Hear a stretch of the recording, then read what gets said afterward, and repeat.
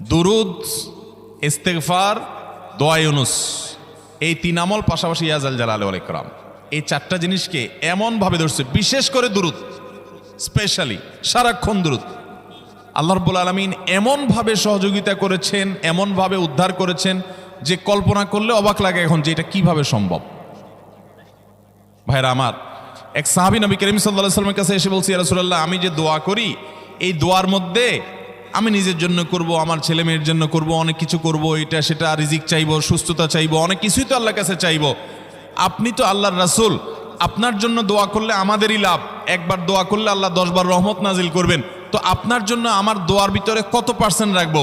সাহাবী বারবার বিভিন্ন পার্সেন্টেজ বলছিলেন যে 3 ভাগের 1 ভাগ আপনার জন্য রাখি ইয়া রাসূলুল্লাহ, অর্ধেক রাখি, আরো বেশি করে রাখি। তিনি যত বলছেন নবী করিম সাল্লাল্লাহু আলাইহি ওয়াসাল্লাম আরো বাড়ানোর জন্য তাকে উৎসাহ দিচ্ছিলেন। এক পর্যায়ে যখন তিনি বললেন, ইয়া রাসূলুল্লাহ,